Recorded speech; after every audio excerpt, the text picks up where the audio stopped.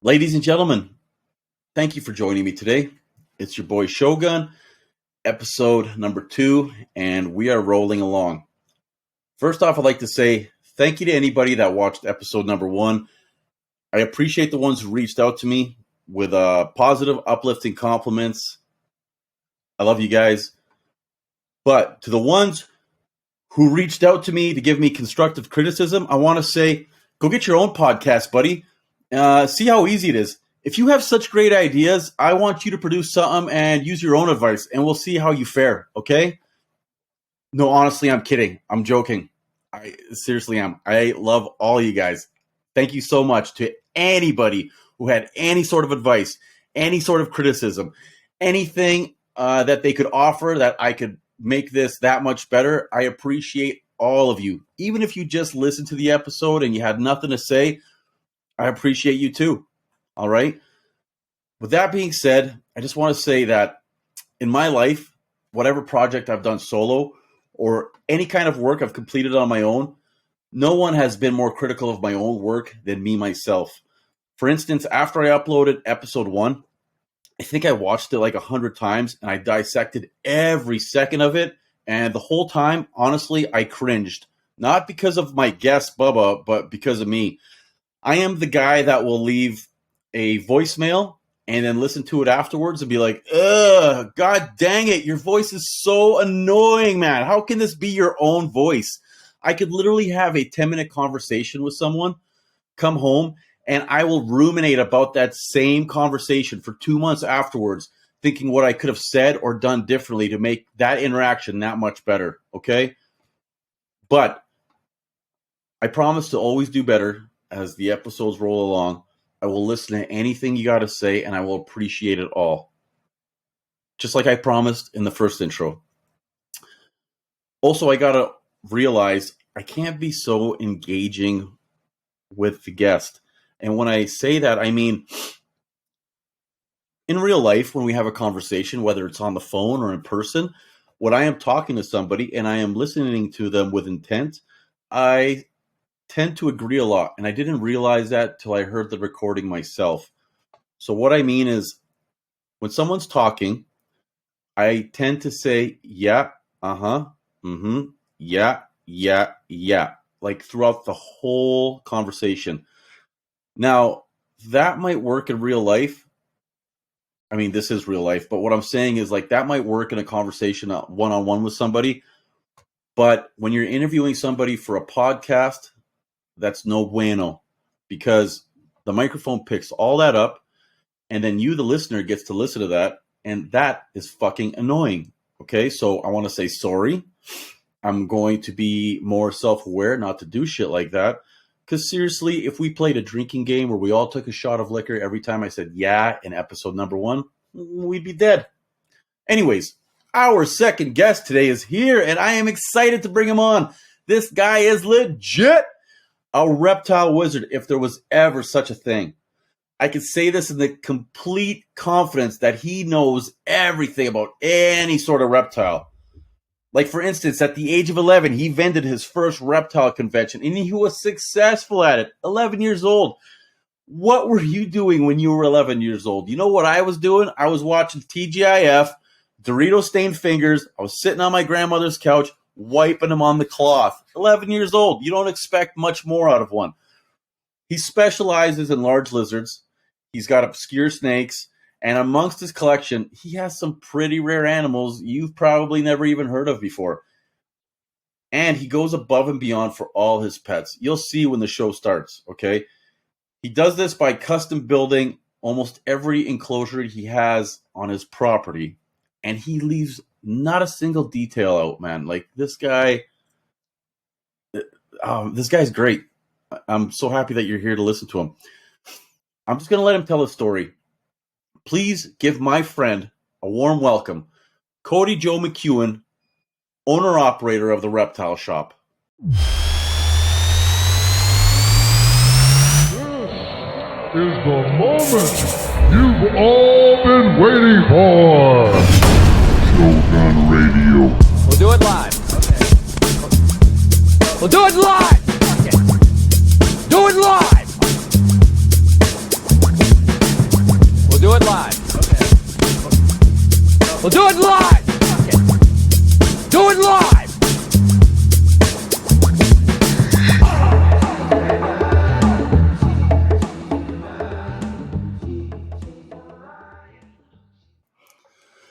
Cody Joe, how's it going today, man? Good, man. How about you? Good. Thank you so much for coming on. I've really wanted to get you on this thing. I wanted you to be the first guy, but it's all good. Just time and scheduling. But it's awesome to have you as a second. And I got to say, I love your T-shirt. Oh, thanks, man. Pick it up from buddy. Yeah, it looks good on you, bro. It looks good. So how's it going out there? Good, good. Yeah. Just hanging out. We're just trying to learn this ultrasound machine, figuring out some snakes. You got an ultrasound machine.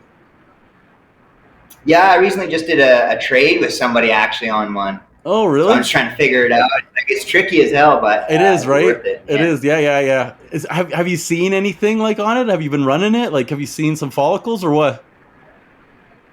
Yeah, so he actually, when he brought it, he was showing it to me and teaching me how. Yeah. And I had a black white lip female, and he said they look like they're beyond the follicle point, like they're at 44 millimeters. Okay. But I've heard white lips have huge follicles, so yeah. I don't know. I seen that, but then when I was trying, I wasn't really seeing anything, and then I did it on 2 gravid boas. Yeah. And I could see the, I guess, what looked like coiled up spines or something. That is super cool, man. That's super cool. I Yeah, always thought tough. It's still hard to understand. I love the enclosure behind you, man. That's pretty badass. You just build that, or has it been around for a while? So actually, a buddy of mine, Steven from Canadian Branded Connection there, he built this one, and then I ended up taking over some of his stuff on like a breeder pit deal. So then I had to cut it down and then kind of rebuild it in the store. So there's a pair of Quince monitors in here behind me, actually. That's so cool, man. It looks beautiful. It's so big. I'd live in it myself. Yeah, it's actually a display in the shop. Oh, I got to come check that out in person. Yeah. Yeah, man. So, Cody, I've known you for like a cool decade. And even though I am 9 years the elder, right? You're still a young guy. Whenever I have issues in my collection, or I have any sort of questions, or just I need something answered, man, you are literally the first guy I call. You know, like, I don't want to blow smoke up your ass, but like, you fucking know everything, man. And I mean anything. I could ask you anything from like crested gecko stuff to the most obscure, uncommon species out there, and you know it. You don't even gotta jump on Google. Sometimes I'll jump on Google for something I saw on like TV, and it won't even have much. But then I can call you, and you'll tell me like, yeah, well, they like this and they like that, and the hotspot has to be at here. I'm like, where do I get one? You're like, no, it's legal. You can't have them in Canada. But I want our listeners to get to know you a little bit better. I want them to know how it all started for you. Where were you born and raised? So I was born in Calgary, and then up until I think like grade 9 or something, we pretty much just moved around Alberta. But within Alberta for the most part, in the area like Cochrane. As a little kid, I mainly grew up in Cochrane. Yeah. Were you a Bowness kid? No, I wouldn't consider myself a Bowness kid, but my uncle lived there, and I spent a very good amount of time there growing up. But I didn't go to school there, so I don't really have any friends in Bowness. The way I heard about you before I even met you was an awesome story. I know we've gone through it before, but I got to share it right now. Me and you have a really good mutual friend. I'm even going to send him a shout out, James Chapman. And I went to go visit him one day, and as I was hanging out with him, he's got a boa on display on his coffee table, and I'm like, shit, man, that's a sun glow, right? Like, where did you get that? He's like, oh, this guy that just he's a good buddy of mine. He just moved in. He's just in between places, and he's staying with us. He gave it to me. He's got a lot of snakes. So when I hear he's got a lot of snakes, I don't think like he's got a lot of snakes like I got a lot of snakes. I think like, oh, okay, this guy's got like 3 or 4 snakes, and that's a lot of snakes, right? He's like, no, man, like his room is over there, and it's just tanks stacked to the roof. So I remember opening the door, right? And you had enclosures like literally stacked to the roof. There was no space. You could literally open the door, lay down on the ground, and fall asleep. You could roll left or right, and then you'd have to use your feet to like close the door, right? Now I know you were just like moving and you needed a place to stay, but it's so awesome that you brought your whole collection with you. You didn't give up on them. You didn't have somebody else taking care of them. Like you committed, man. This is coming with me, no matter where. And you know what? Even in that small cramped space, you still had it together, man. Everything still got heat. Everything was good. There was no poo. There was no mess. You know what I mean? I got to give it up to you. But That was nuts, man. Between there was a second room right beside it, and between the two, I had like 240 something snakes in there. You literally have to like, in order to get to the back, yeah, you'd have to clean the stack and restack it over here, and then move this one to get to the next one. yeah. That just shows you. That just shows you how good of a guy James Chapman is. You know what I mean? Like he's not a reptile guy, and he had your back. He's like, yeah, you can come have a spot to stay, and then you're like, well, I got 240 snakes, and he's like, okay, yeah, whatever. But where are you located now? So now we're out in Red Deer, Alberta still. Yeah. And then we have basically a 3-level building. So we live on the top. The front half, the main level is a store. And then the back half is all like fish and monitor breeding. And then the lower level is snakes and monitor breeding. That's awesome, man. Yeah, I've done a little tour of your store, and man, I could honestly like retire like that. You know what I mean? Just my little apartment up top, little Xbox and a couch, and then all my collection below, right? But you've turned it into an actual business, correct? Like a storefront. Yeah, it's like a public retail store. Yeah, a specialty reptile shop. Yep. Yeah, Red Deer didn't really have anything, so.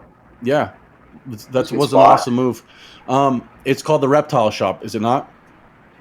Yep. Yeah, I was formerly under Iridescent Exotics, but it's kind of like you're driving down the street and you see that, you don't really know what it is. So yeah, it's probably a strip club or something.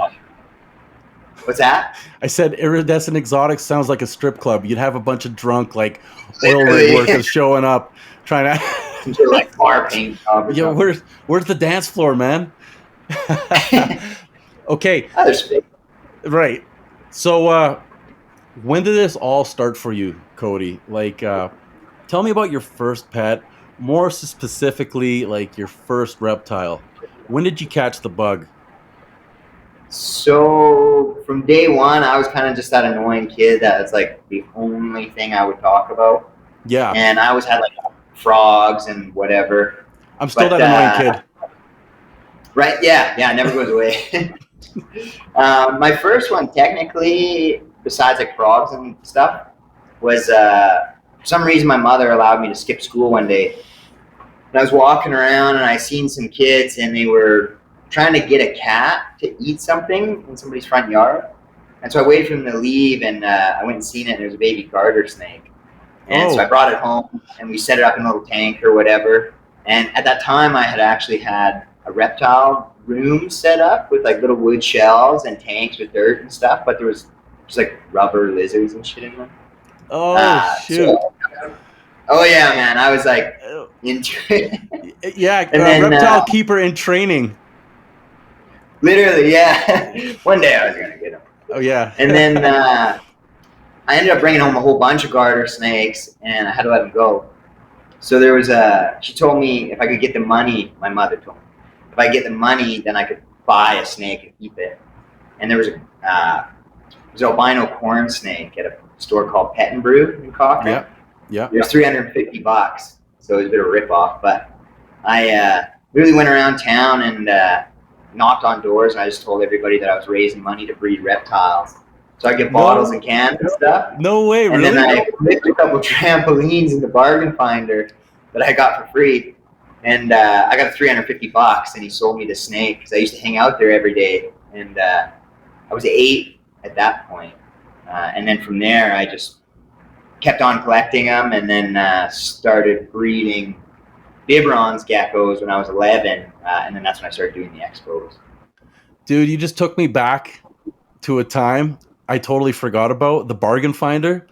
Me and my grandpa would wake up on Thursday morning, like 6 in the morning, man. And my grandpa, this is like summertime when I wasn't in school, and we go get the bargain finder, and we'd come back, and I still knew it was section number 2, like because remember it came in 4 pieces, and Yeah, yeah. my grandpa would give me section 2 because that's where all the pets were, right?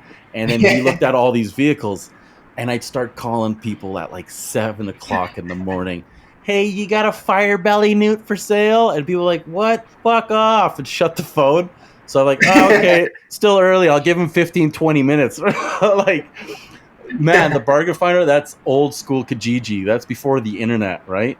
Right, yeah, long before the Kijiji days. Yeah.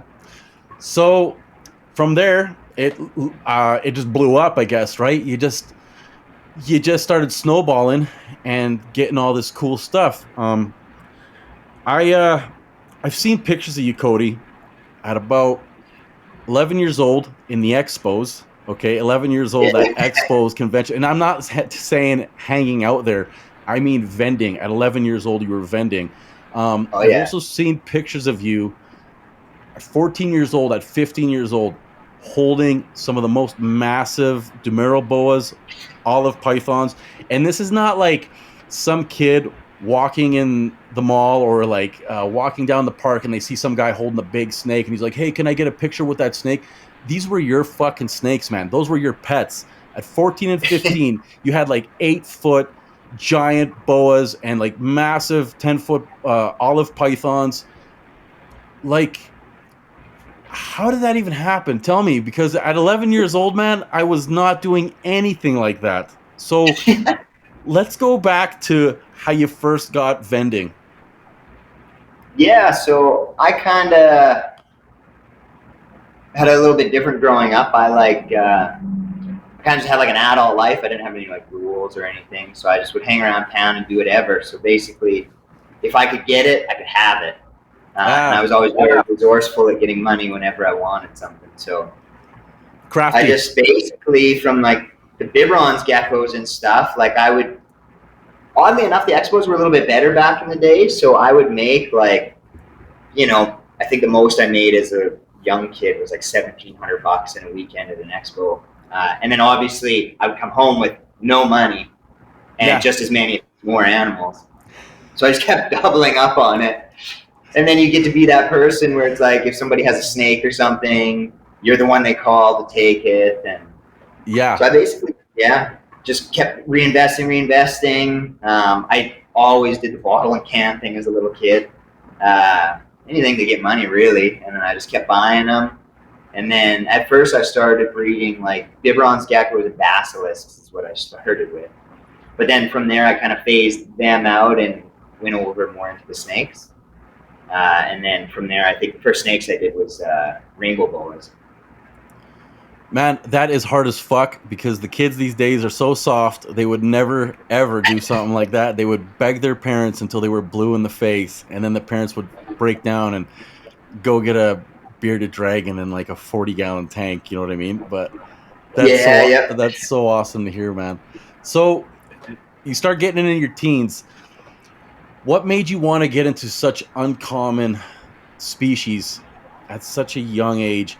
Because like the normal guy at that time, like I was saying, they're into normal stuff like corn snakes and your wild type ball python, stuff you can pick up for $120, $150 from Petland, right? So what made you want to get into like, I guess you specialize in Australian species, right?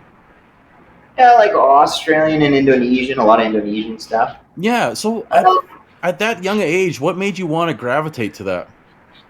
I think for me, there was at one of those early Red Deer expos. It was at back actually in the day when Walter was putting them on. There was a guy who used to vend, and his name's Gord Redmond, and he'd have a tub of like 50 sand boas in there. He'd just like lift them up and there'd be tons of them. But he bred macklop pythons. And I remember it was no different back then. Like he'd have like 3 different size macklop pythons because they wouldn't sell because everybody's scared of them. But I seen just the iridescence on it and just something clicked. And then there were some other guys back then that had like olive pythons. Water pythons were a little more common back in the day. So the whole Liasis genus just hooked me. But at the time, I had probably, I don't know, 20 boas, spotted pythons, carpets, some Amazon tree boas, and then we lost our place to a house fire. Tell me So about after that. yeah, it was. I think I was in grade 7 or 8 at the time, and from there I just decided, I was like, well, everybody always talks about like a dream collection, but they have all this other stuff. So I was like, well, why not just get your dream collection, right? Check everything off, and then you're working with everything, rather than, oh, if I could have this, might as well just have it, right? Why settle? So from there, that's when I started really focusing on all that kind of obscure stuff. Yeah.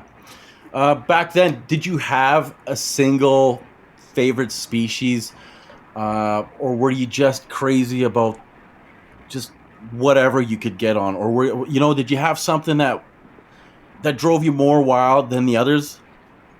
Yeah, I kind of actually at one point in time, I my plan was to get rid of my entire collection, and I just wanted like a stack of vision cages with a pair of poplins and a pair of olive pythons, and I was going to dedicate my life to breeding those 2 pairs of snakes.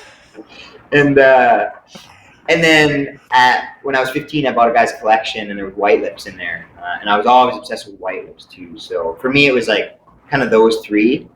But then everything that falls with it, right? Waters, Timor pythons. As soon as I found out about those species, like back in the day too, Tyrone, like Canadian Mouse Man, Yeah. he had Timors, he had white lips. I remember Nerd, like Kevin McCurley, he had poplin pythons. So I would see that stuff, and I don't know, I was just hooked on it. No, so I can anyone's see like, Kijiji, they were more common too. Like you could find white lips on Kijiji for $250.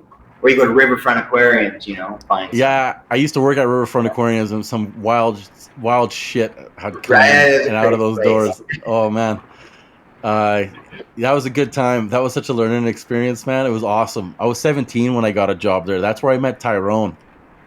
Nice, man. Yeah, Tim and all them were there too.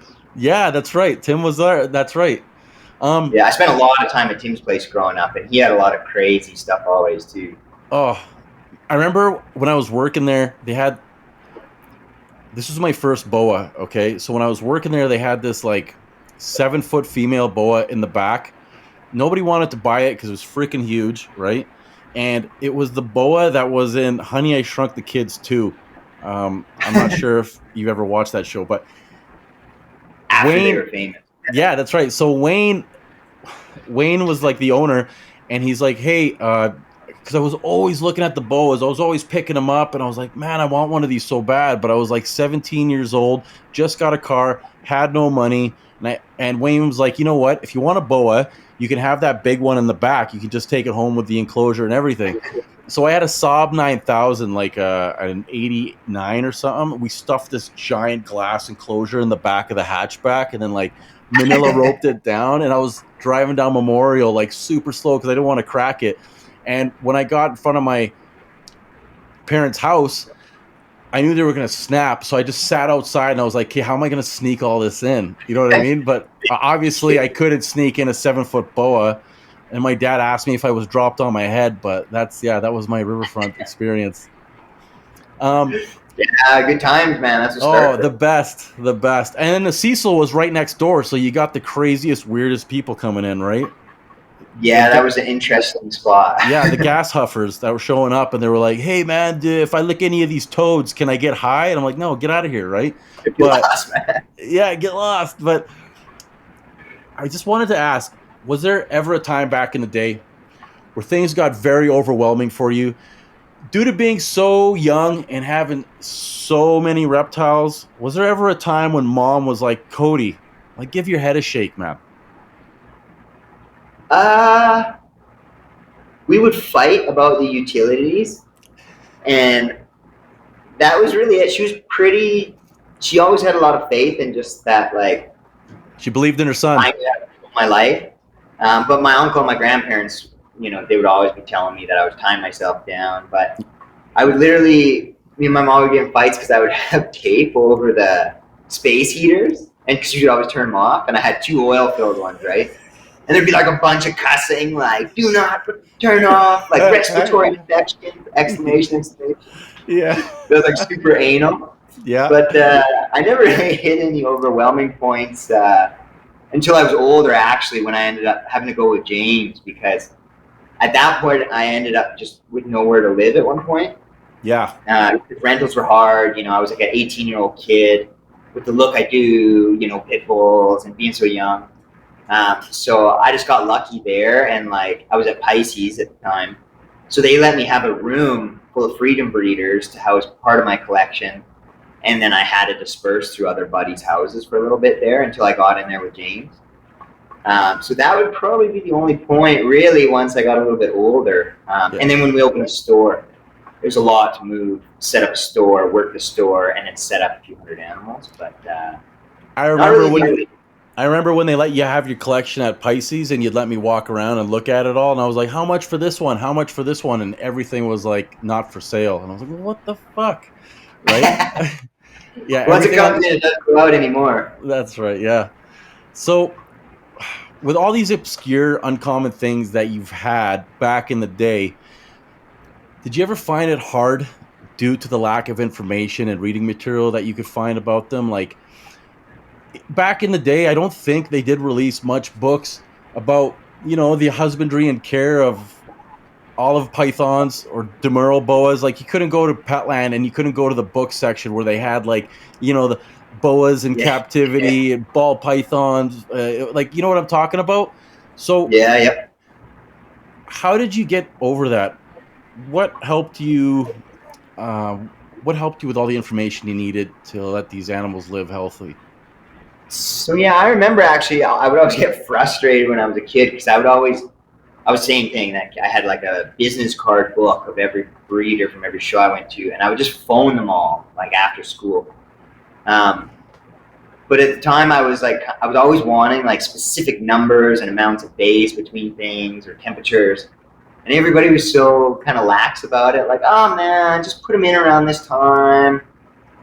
And it would kind of irritate me at the time because I thought it was as simple to just like, if I do these temperatures and humidity and light cycles, then it'll work, Trial and error. But yeah, so I would just usually, like, I had all the reptile magazines, so there were different articles on species, or you could download PDFs on Google for free a lot of the time. Oh, really? Figure out information from there. Yeah. Yep. And that's kind of how I did it. And I did definitely, like back in the day, kept everything like the old school, like 90-degree this, 85-degree this. Whereas nowadays, it's a little bit more of a fluid thing rather than this exact degree during this point and this one. So that was one thing that I had the biggest issue with in the past. But yeah, I just, like I said, I reach out to anybody I could. I would try and email guys like Tom Crutchfield and all them. Like, usually I wouldn't hear back, to be honest, because I was a kid blabbering on about whatever. But yeah, dude, find the info eventually. I got the phone hung up on me so many times when I was a kid because I would open up the Yellow Pages and call every pet store, and I would say, "Hey, what kind of reptiles do you have?" And then they'd be like, "What?" I'm like, "Yeah, can you tell me what every single reptile you have?" And then you'd lie, like, "I want to buy a bunch," but you sound like you haven't hit puberty yet, and they just shut the phone on you, right? And then sometimes I got my grandpa to take me to these pet stores, and I'd walk in and say hi, and they'd be like, recognize my voice because I had this, like, weird pre-pubescent voice, and they'd be like, "You're that fucker from the phone that keeps calling every single day," right? But did you have a guy that you looked up to when you were growing up, like a reptile dude that you could call, ask for advice? Was there one particular guy you want to give a shout out to? I would say there was 3 that were very big hands-on ones with me. Yeah. Like I talked to Tyrone and Big Dan on the phone and stuff, I would call them. Yeah. But the 3 biggest ones for me, a guy named Jared Brown. He's the one who, when I was a little kid, taught me how to build all the melamine cages and everything. Really got me into boas. Specifically, he was the first Surinams and stuff I seen. Yeah. And then Tim Bergen from New World Reptiles. Like, as a little kid, I would go hang out at his house constantly. And he'd show me everything, hooked me up with big snakes, and then Rory McDonald from Nocturnal Obsession. Yeah. Him and Tim were very close. I'm trying to get Rory on, but he's so old school. He's like, do I need a laptop? I'm like, yeah, you need a laptop. Yeah, I'm gonna visit him. Rory, if you're listening, man, I'm gonna hit you up because I want to get you on. Okay. Yeah, come on, man. Absolutely. So, do you remember what the first pair of reptiles you bred were? Were they the biberon geckos? Yes, very first I think would have been biberons, and then at that same time, I did crested geckos once, but brown basilisks were the next one that I really did a lot of them. And going vending at a really young age, what was that like standing behind the table and people are walking around looking to buy reptiles and they get to your table and instead of looking up, they look right down and there's this little cute 11-year-old selling geckos. What was that like? Were people taking you seriously? Were they buying stuff off you because they felt bad for you? What was your shtick? It was funny because it was like, for me, it was paradise. I still like reptile shows. I've always viewed as like my holiday. But you could tell at first they would always ask me, like, who's the owner? Or they would talk to the guy next to me or something about my stuff. And they'd all be like, it's his. And then once I blabbed on for 10 minutes, they didn't even care. They were like, holy cow, like you're really into this. And then they would move on. But that was the hardest. Like they would always, honestly, still, if I have like a helper, they'll talk to my helper because I'm such a small guy. They were always looking to the guy next to me, and he'd be like, "No, I don't know anything about them. They're the kids." Right? So that did happen to me a lot. Yeah. Now, another thing, Cody, that I know about you is you're a huge aquarium guy. And when I'm talking about huge aquarium guy, I'm talking about massive, immovable aquariums. Like, on average, how many gallons are your aquariums? On average, 400, I guess. Yeah. Okay. So those are indoor aquariums too. So they're massive. Yeah. You kept massive fish such as stingrays, various catfish. You got some really big, expensive Asian arowanas. What got you into the fish game? So initially, I wasn't a fish guy at all. Growing up, my mother she would have a fish tank, or she would go clean fish tanks, but I didn't care for the fish. And then I worked at Petland for like 10 months or something. And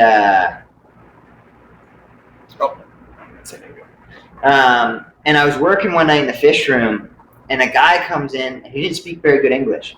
And I thought he was asking if we sold arowana food. And so I said, yeah. And then he left, and he came back with a 5-gallon bucket with like this 18-inch silver arowana all twisted up in the bucket, and he just dumped it there and left. So I called the manager, and he's like, dude, we have nowhere to put that. If you want it, you can take it. So at the time, I had a 90-gallon aquarium with a 3-toed amphima in it. It's like a 3-foot salamander. So I took it out of there, took the arowana home, set up this tank, and then I was calling around because obviously a 90-gallon tank is not going to house this. And I found old Mitch from Bow Valley Aquariums. Oh, Mitch. Yeah. Bow Valley Aquariums. Man, you're hitting some old He's like, old telling memories. me, he's like, man, if you put cash right now, I'll give you this 180-gallon tank for $500. Yeah. So I got the 180-gallon, and then I started researching, and I realized you could keep what they call monster fish, like alligator gars and catfish and stuff. Some shovel nose. And I'm an addicted person, so yeah, as soon as I found that out, man, it was like instantly I was just buying every big fish I could find on Kijiji, being an idiot. Like I didn't understand. It's super addictive, man. It is very addictive. Yeah, and then once you start finding them, fish are different too because you can put them together for the most part. So you just keep buying them, and then after a while, it led me to stingrays. And then once I got my first ray, I think I had 8 within a month. And then everything else started to disappear. So it was like stealing food from the rays, or you just start to not care about really anything but the rays. So then I basically now just have Asian arowanas, and then I breed stingrays as well. What kind of stingrays do you got right now?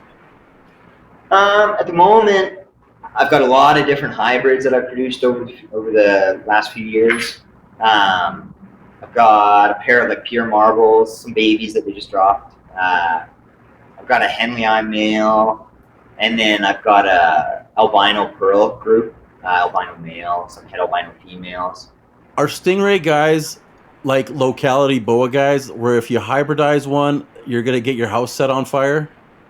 Absolutely not, man. It's the polar opposite. So like, I'm the same. I'm into the weird little niche brown ones that nobody cares for, but it's all hybrids. And then like kind of like the reptiles, like the flashy black diamond stuff or albinos. But they're not really about the locality thing. All the kind of rare, unique ones are not very popular unless they're flashy. So it's all hybrids, yeah. Which is weird for me because I'm not a hybrid guy in general. But yeah. Now, if somebody's out there listening and they have stingrays or they want to get into stingrays, how hard is it to get stingrays breeding and thriving in your tank?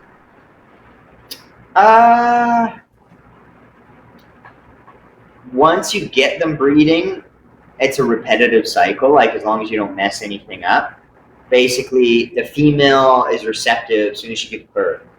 So usually, if there's a male in there and the female gives birth, with the brown rays, anyways, then it's typically in 3.5 months she's going to give birth again, and the cycle will continue unless you separate them, which typically I will to give them a break.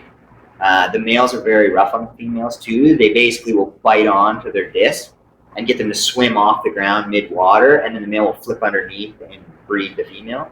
Yeah. So the females can get shredded sometimes, especially if they're not giving into the male. But getting them, the thing with them is water quality. Like one stingray is the same bio load as a whole tank full of Oscars or something. Wild, So no way. Oh yeah, man, it's nuts. Like they'll foul a tank so quick. They breathe really heavy. The amount of food they eat, like I go through a whole bag of fish every single night, feeding them. I did not know that. Yeah, the bio load is crazy with rays. So beyond the tank size, you need to have like massive filtration, lots of surface area, and then a lot of water changes too. Like if I skip a water change, you can tell. The water won't be crystal clear. That's for sure. You also hand feed your stingrays, do you not? Yes, but I've kind of started to learn not to because I've had a couple huge ones, and I'll hand feed them, but then they learn in like 10 minutes. And then you'll be working in there, and next thing you know, a wave comes over you, and like you're soaked because they'll go on the wall, and they'll just like shoot water, and it'll go like 10 feet across the room, soak the wall. And they'll just sit there and do that and like beg for food if they see you. So now cool. I tend to just throw it everywhere. But I feed them like whole silver sides to the big ones, the small ones that chop it up. Remember that video? They'll eat it right out of your hand. They'll bite you even too sometimes. You remember that video I tagged you on Facebook of Buddy holding up a stingray with his hands? Yeah. And he's like, look what I got. And then the tail arcs and stings him right in the arm. And he's laying on the ground screaming out, and his buddy's just zooming up with the camera in on his face, like not even helping him. It's so good. So good. Dude, I laughed at it, but I got to admit, that was me when I got stung. I'm glad nobody's seen it other than Tori. I know, man. It's, I don't recommend it. It's not fun. When someone's watching and I get bit by one of my big boas, I suck it in and I'm like, oh, this is normal. I go through this all the time. But when I'm alone, I scream and I scream so shrill, man. I've been bit 1,000 times, like 100,000 times, and I'll never get used to it. Like, it always shocks you. I hate it, man. I don't get bit very often by any of the big stuff because I don't know. I got the feel for it now, but I hate it. One more thing I want to touch on the aquarium side of things. I remember a time when you were filling up your fish tank back in Douglasdale and you forgot that you were filling it up and you came back 10 hours later. You remember that? Yeah. What happened? I was getting ready to go to work and I heard that the sump was sucking air, so I just needed to top it off quick.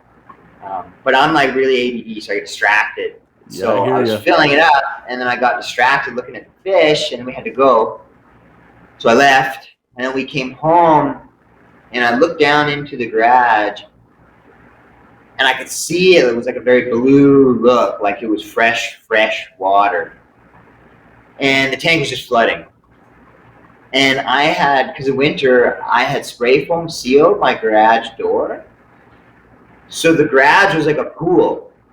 And I had to literally pry bar, like get spray foam out, and it was winter. And so when I opened it, all this water rushed down my driveway, and the whole thing was like a skating rink. Oh, But oddly enough, everything died, like, because it was ice cold chlorinated water. I lost everything except for the stingrays, oddly enough. They're really large ones, so they survived. But yeah, all my Peruvian sharks, my big fishers I had, some night fish. Yeah, that's happened a couple times. You know, that's a shitty loss, man, but it's a life lesson. You know what I mean? It makes you double check everything after. Anyone keeping giant fish tanks, I would recommend you get a water timer. Then you punch in however many minutes you want water to run, and it'll shut off on its own. It's like You heard $12. it, folks. So when I met you a decade ago, you were working at Pisces as a reptile department manager. Now I know you've had multiple pet store jobs, right? Did they give you the ability to like bring in whatever you wanted, even if it wasn't like, you know, the public's favorite? Like I remember working at Petland, and I became reptile manager, and they would give me the reptile list, like the order list, and they'd be like, just fill these tanks up. And I would get skewered when I was done because I would bring in stuff that nobody would want to buy, but stuff that I wanted. Were there times when you've done stuff like that? That I've done stuff like that, totally.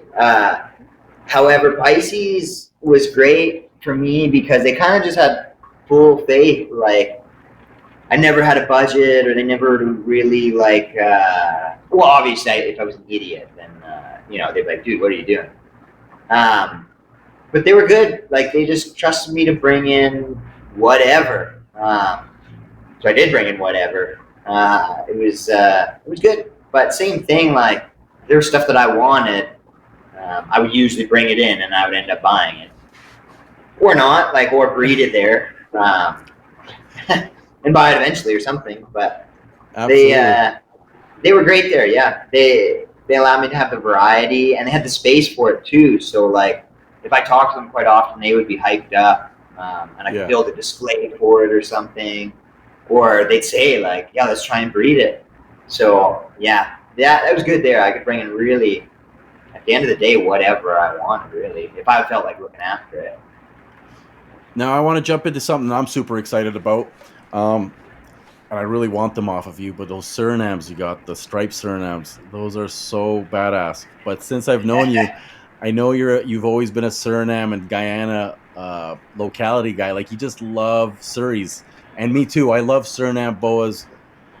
They are absolutely my favorite. When did you first get into them? And also, another thing I want to know is, how do you have so much success in breeding them? Because they honestly, like, boas are harder to breed than your average like ball python, but I find that Surreys and Guyanas are even harder to breed than like a BCI. Yeah, so getting into them, I just always had good taste, I guess. Like, as a little kid, like anybody, you see a red tail compared to, Colombian boa. What do they call them? Common red tails? That's what they were calling them at the pet stores, but they're not really. Yeah, like, I think they got rid of constrictor, so now it's boa imperator. Right. But I used to see too, like, when the internet just started really becoming accessible, I would look up. I remember there was pictures of like some really golden Peruvians, and that's honestly the one thing that got me hooked. And you used to see all the giant ones. Yeah. So I love those. But back in the day, at least out here, like, you'd go to a show, there'd be 6 adults throughout the show for $300, $250. They were around, and even Big Dan, he wasn't a ball python guy then. He was a locality boa guy. So I seen them through him, Henry Purin. And then I don't even remember my first one.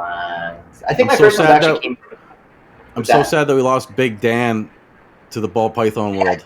Balls, I know. Yeah. Sorry, keep going, Cody, though, if you remember Yeah, where you good were. stuff. Yeah. But no, Jared Brown, man, he had, at the time, he had a great boa collection. There wasn't really the morphs. So the guy had 50 or 100 boas, and it would be all these different kind of lines of normals and like pastels, and he had Guyanas and Surinams. And so for like 10 years, you know, I bugged him for his Surinams. He finally actually gave it to me. But I've been that guy, like I'll follow somebody for like 15 years to get cages or snake out of them or something, you know. Yeah. But as far as breeding them goes, I've never actually had good. I've seen to have really good success breeding boas in general of any type, but not red tails. Really? I did it twice, and I got a lot of stillborns and slugs and stuff. Okay. And that was when I was kind of out of a home. So when they were rabid, I was moving them everywhere.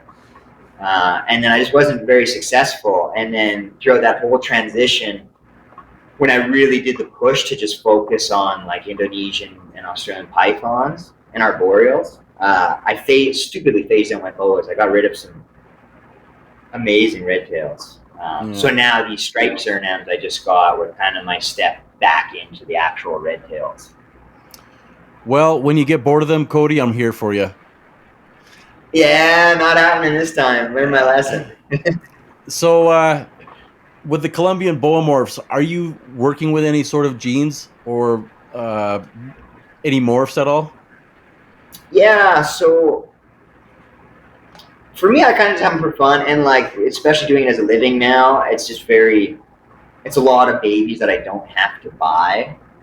I would say if I did have to remove stuff from my collection, they'd probably be the first ones. But because I'm not really a morph guy, but I do have, basically my group consists of, I have a snow male, a het snow female, which is going to give birth any time.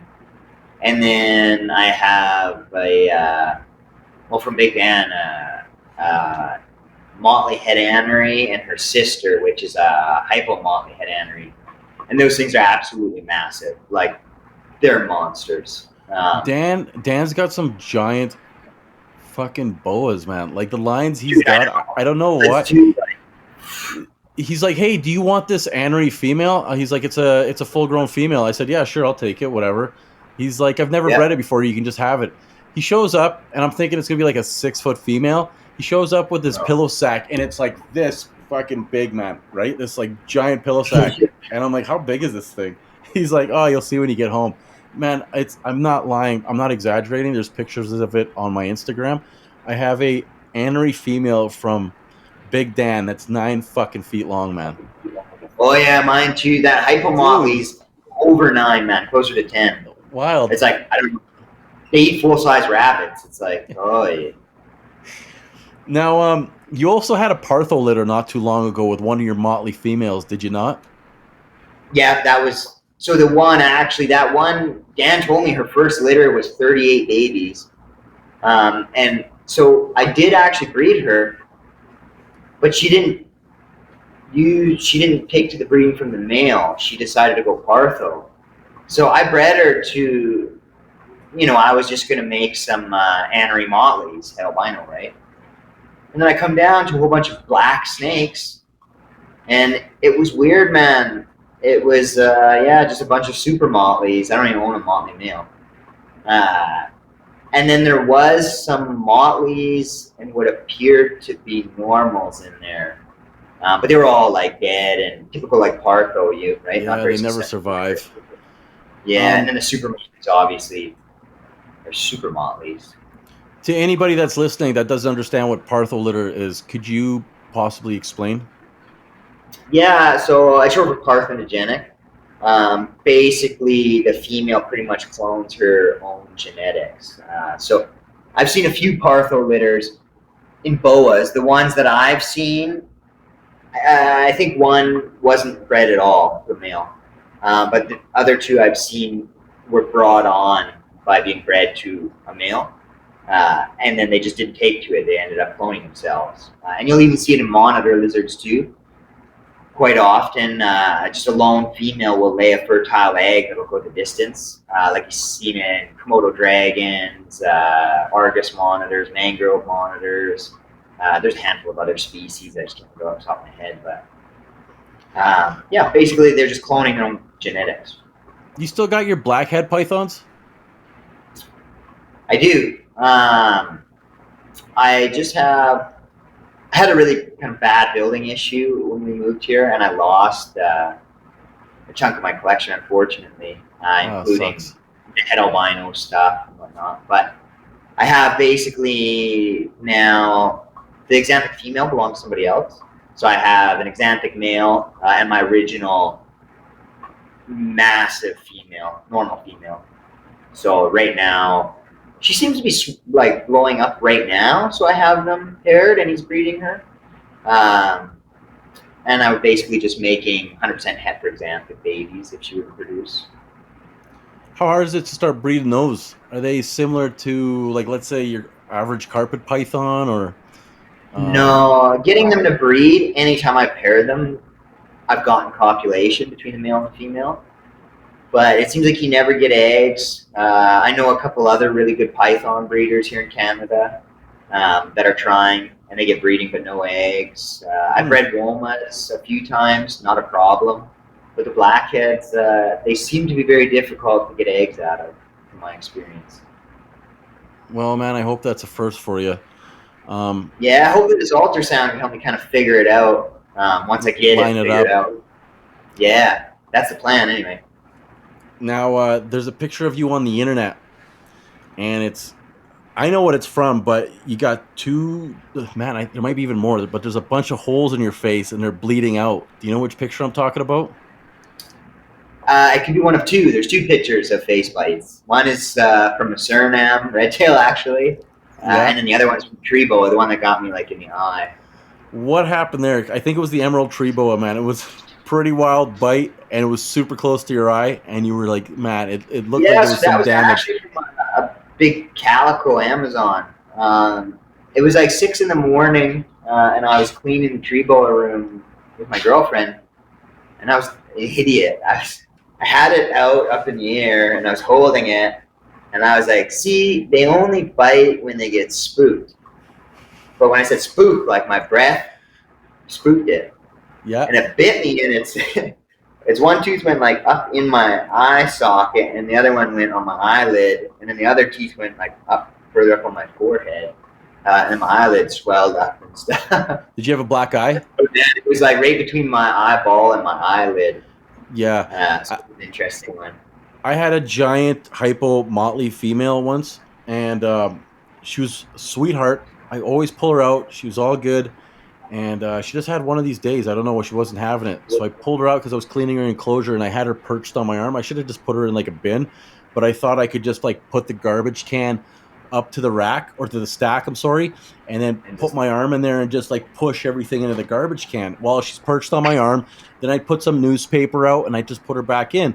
Well, as I'm doing this, and she's on my arm, it felt like somebody sucker punched me from the side of my head, right? I didn't even see it coming. And literally, man, it felt like somebody like hit me with a clean shot. And I was like, whoa. Yeah. And I look up, and she's all cocked back again, right? And right away, I start feeling all this wet stuff running down my cheek, right? So I throw her back into the enclosure, close it up, and I run to the bathroom, and she popped me, man, right in the eyelid and right on my cheek. I had a black eye for like 4 or 5 days. And then going to work and trying to explain that story to your coworkers, like that a boa just bit me in the face. They were like, no, man, you got beat up. Like, it's all good. If you got beat up, you got beat up. But sure. Yeah. So you're still keeping emerald tree boas. I know that you're crazy about them. Yeah. Now, I know that they are definitely not an easy boa to keep, but I am finding that they are starting to get easier to come by. There's a local pet store in town, you know which one, and they've got 2 right now on display that you could just walk in and pay $1,000 for each, right? Now, the thing is that people don't understand is that they require a lot of work to keep alive. Is that correct?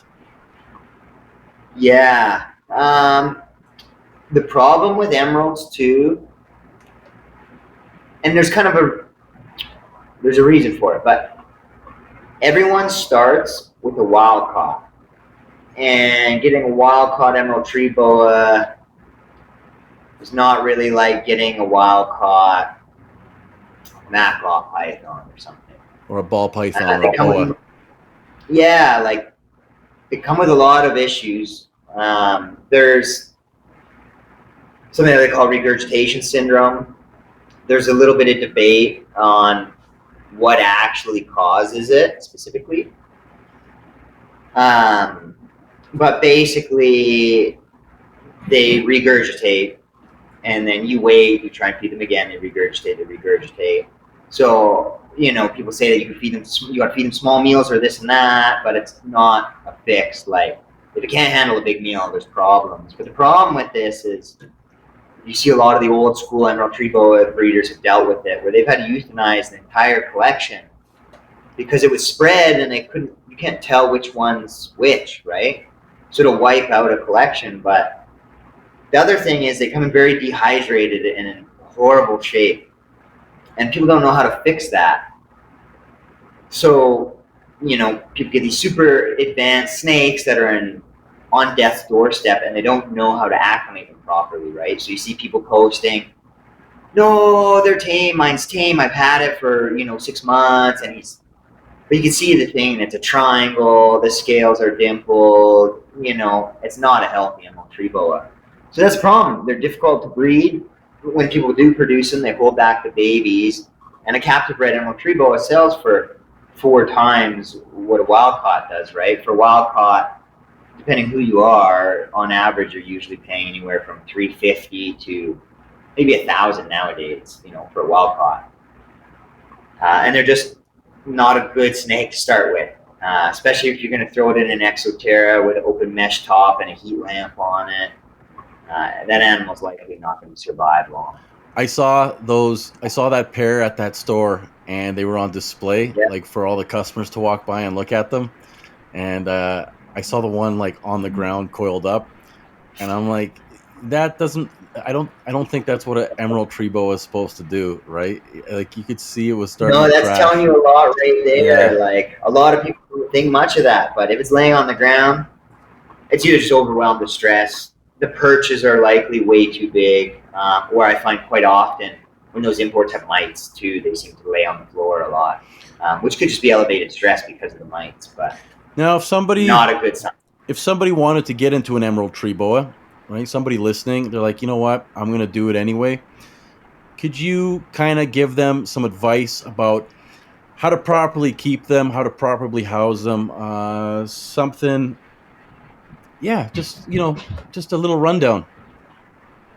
Yeah, so emerald tree boas are all about hydration. You got to think it's something that lives in the rainforest or jungle. It's basically being rained on multiple times throughout the day or night for the most part. So they always have access to water. Quite often when you see them in the wild, they're perched above water. So they're very receptive to fresh water, right? Drinking a lot of rainwater naturally. So you'll notice with an emerald tree boa, it can have clean water. If you change it, they'll often go right over and drink because they can sense the fresh water. So if you're going to get one, especially a wild caught, I would recommend for the first, 6 months to a year, maybe a PVC enclosure, but even better, a smaller tub enclosure, not that tall as you would assume, something like this. A few different size perches in there, kind of max the maximum girth of the snake as your biggest perch, all the way down to half or even a quarter size of the girth of the snake, right? They like very thin branches to perch on. A large water bowl on the bottom, so if they're hanging on their perch or if they're getting ready to go into like a hunting mode at night, the water's going to be right there. They'll find it. And then even if you can also have an elevated water bowl, that's going to be ideal for them. Basically, for the first 6 months or a year, get them hydrated. It's all about hydration. Don't worry about offering them food. If it's fresh import, don't offer them food for the first few weeks to a month, you know. Just don't stress them. Don't work on handling them I don't care about that, really. So I'll say up to a year. Don't even think about worrying about it, right? You get them out to inspect them, but don't try and tame them or any of this. It's not snake for you if that's what you're worried about. Yeah. And then bowel movements, right? There's kind of a general rule of thumb, like definitely don't go more than 3 meals if you haven't had a bowel movement. But realistically, these things are only eating like 1 time a month, you know, every 3 weeks or something like that for an older one. Yeah, very high humidity. The problem with if you're going with, say, an Exoterra glass tank mesh top, you're going to have a low relative humidity. So you'll end up with a sopping tank, right? And then if you're misting the snake, I'm not against misting the snake directly. There's a debate against that. But if you're misting this snake and it's going from, you know, 30% humidity and then sopping wet and then bone dry, sopping wet and bone dry with this heat lamp over it, you're going to potentially run into respiratory infections. You're definitely going to get fused sheds where it's not shedding well, even though you're constantly spraying the snake. You want something that's going to contain high relative humidity. So a tub is the best. Once that animal's acclimated, you can work on moving it into a better kind of display tank with natural plants or whatever. But first, baby that thing, you know, like you got it in isolation in a hospital.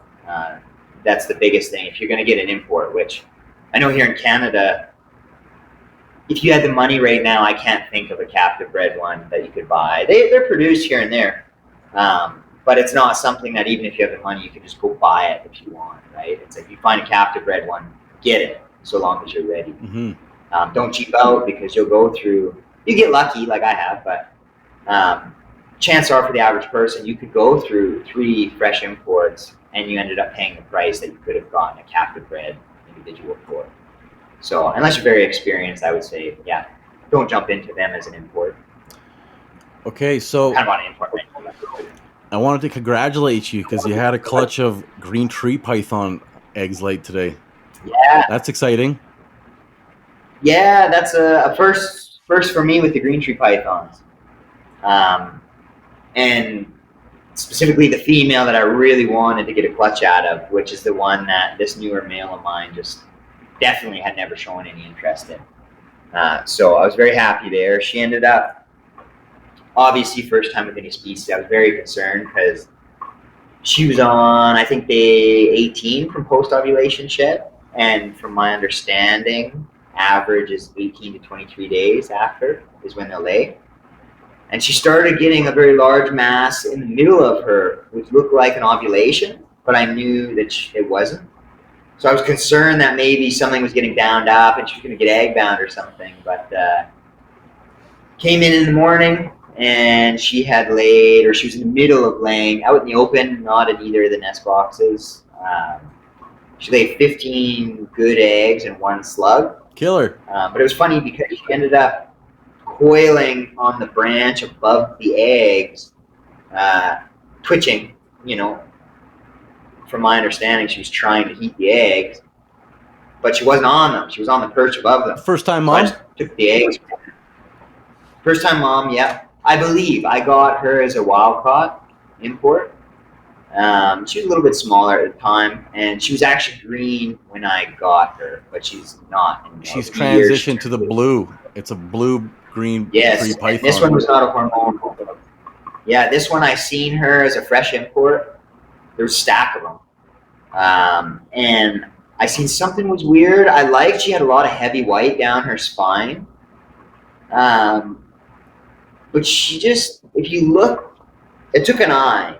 If you were to stand back and really kind of look at her, you could see this faint net pattern beyond normally. She's a sarong locality.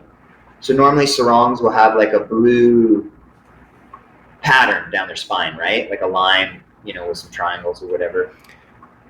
But she had like a netting over her that you could barely see. So I got her, and her belly was very, this is a different look. And yeah, over the last, I don't know, 6 years or so, she just turned really blue. And then, yeah, it stuck. So I'm praying that it transfers.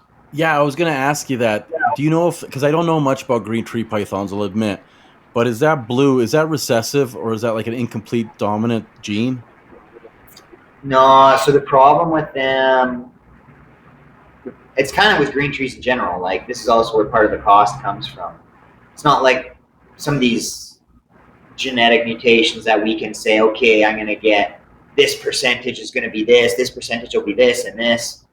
It's not really predictable. And there's a few different types of hormonal. So like, I'm still not an expert on how these true blue genes work, but there's ones that they call true blue, and I believe those are ones that just transition to blue right after their ontogenetic color change, because they're hatch out either yellow or red, and then over a varying period of time within the first year, or for some up to 3 years, they'll change green, right, or yellow or blue or whatever. So from my understanding, the true blues will go blue right away, and then there's other genetic blues that'll go green and then blue. I could have that kind of mixed up. But then there's other ones that'll go hormonal blue. So, you know, when they're in a reproductive state, when they're getting ready to lay eggs, like, they'll turn blue and it'll go away. But then some of them just keep it and they'll stay blue from that hormonal change, right? Whereas one like mine, I don't really know where she would fit in. She's one that just developed it over years, right? Like she was already a mature size when I got her, decent sized head on her.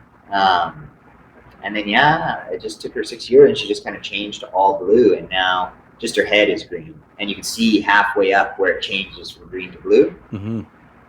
So it'll be interesting. I put on the post, not for sale, don't even ask. Because you literally get like, I still get, you know, like 10 or 15 messages like, but bro, we're buds, right? You'll give me one. Yeah. And it's like, nobody's getting any. Are you planning on keeping that whole clutch?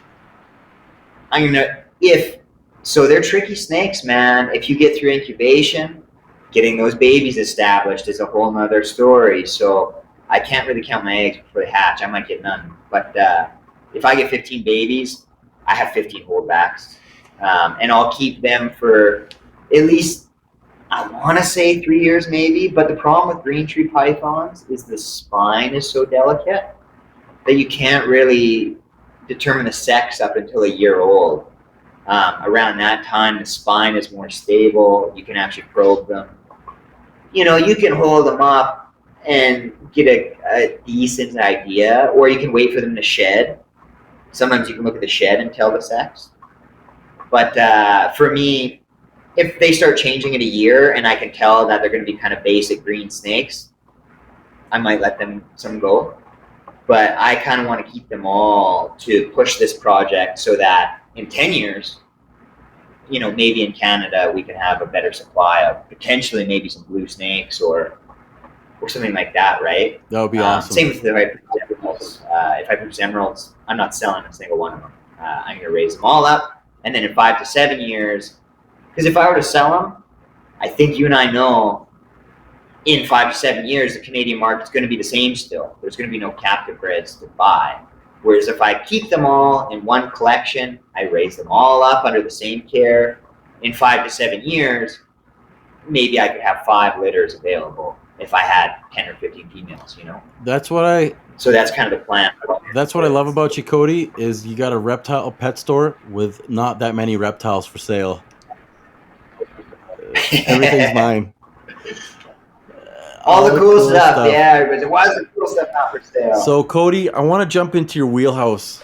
I want to talk about the monitors because that's what you're known for. Yeah.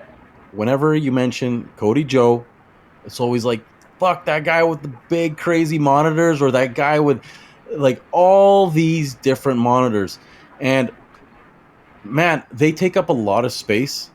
But you give every single monitor all the space it needs. Like just looking behind you, like look at that freaking enclosure, man. And I've seen I've seen all the enclosures, and they have more than enough room. When did you start getting into the whole monitor game? It's kind of always been an interest. Like when I was in middle school and high school, there was at one point where I was going to phase out of snakes and try and just do monitors, right? Because at that point, there really definitely wasn't a ton being bred. But I kind of always had one or two, you know. And then I didn't really get into them until I was mainly all these different pythons. And I would say 8 years ago or so, I had decided to get back into them. And I had gotten a trio of yellow Ackies with a buddy. I was never really into the dwarf stuff initially.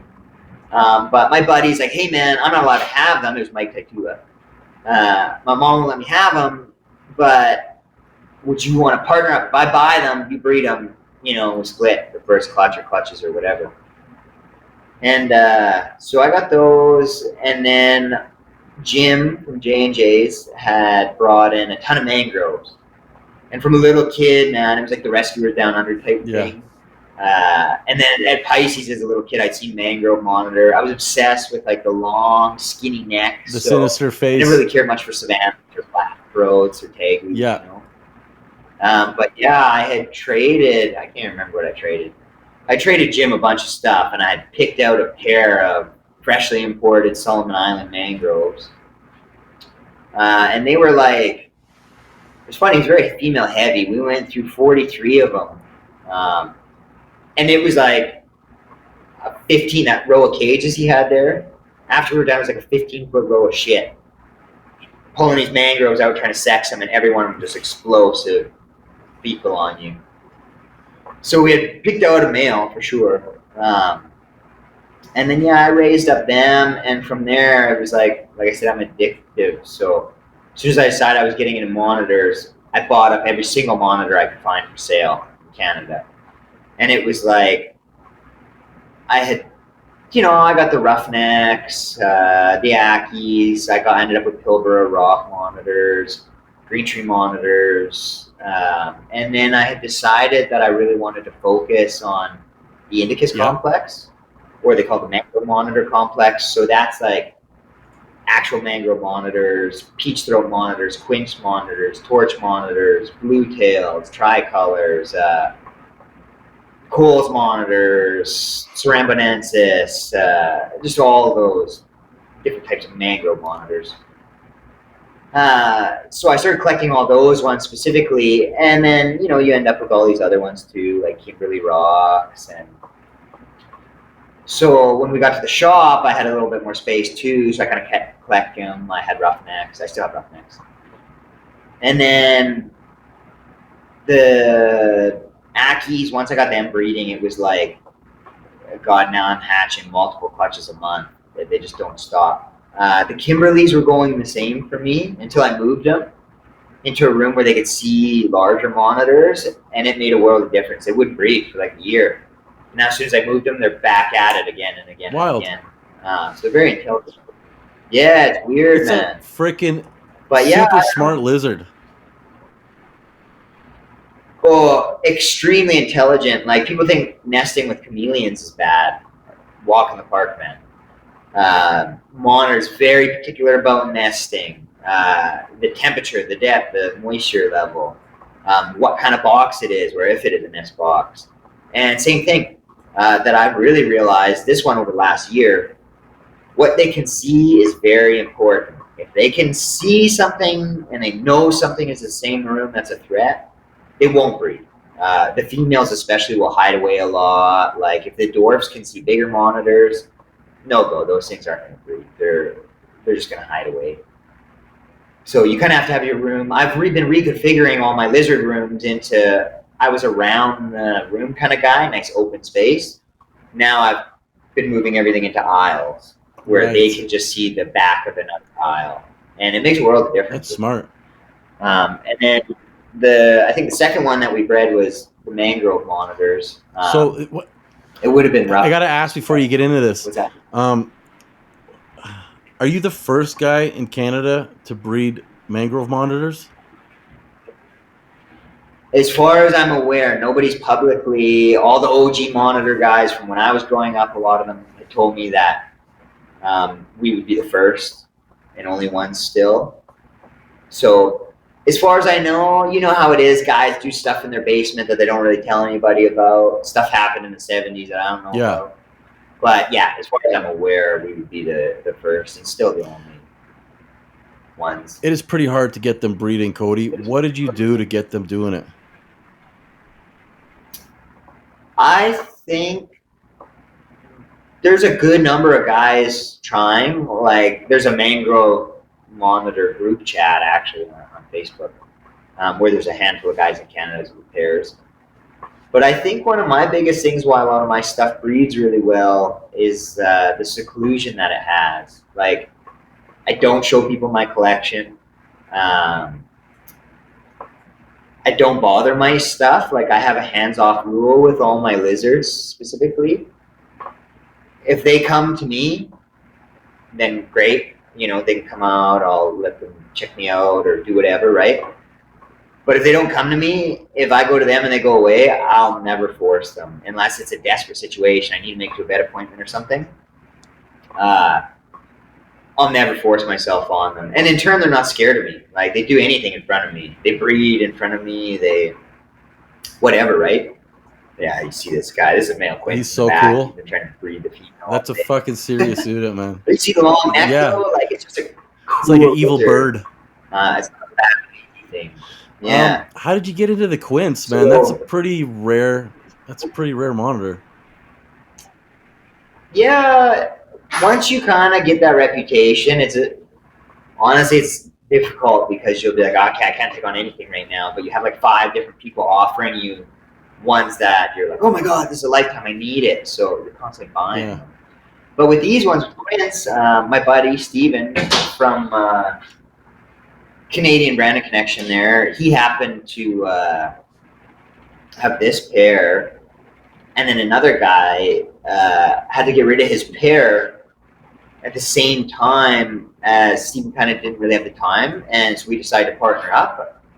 So I ended up getting the pair that came from this other guy and then the pair that he originally had at the same time, along with the Mertens water monitors. And then we sold the black throats and the white throats and the extra Ackies. Sorry, we don't have Ackies. So that's where the quince came from. And yeah, we actually currently have a clutch from this pair in the incubator and then a clutch from the other pair, from another fellow, PJ, in the incubator as well. And I had another clutch, but they went bad.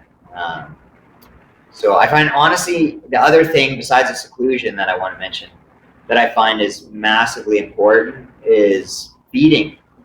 So many people overfeed them, like they kill them with kindness. And with monitor lizards, if that thing looks slightly thick, if you cut it open, it's packed with fat deposits, like packed. A lean one that you could see, like skin wrinkles on the sides, that thing, if you open that up, it has fat deposits. Like, so I find the food is I'm selective in the way I feed them. I feed them a few heavy meals when I'm trying to get them to go into a cycle. But other than that, I'm very lean. You know, I still feed these a lot of superworms or discoid roaches. They eat a lot of chicks. I get these patties, and they're an entire adult female quail, feathers and all, pushed through a grinder into a burger patty. Wow. So I'll feed them that. It's a whole prey item, but in a patty, right? And then I'll give them rodent, one rodent maybe once a week or every 2 weeks or something like that. I give them fish as well. Any stillborn or dead snakes and eggs, dead lizards. If it's something I produced and I know there's no parasites, they get it. Where do you see people failing when it comes to monitor diets? I know the answer to this, but I want people to hear it from an expert. Where do you see people? Yeah, so specifically with small species of monitors, they eat anything that they come by and can catch, but rodents aren't part of their diet. It's too fatty. Most of the small species of monitors, they eat a lot of insects and they eat a lot of other lizards, like geckos, skinks, other small lizards, snakes. They'll eat birds' eggs, baby birds, depending on species what they are. So the diet, man, these guys pack these things full of rodents and they're just killing them. They kill them. And the other problem is it's combined with a couple of things. They don't keep them hot enough.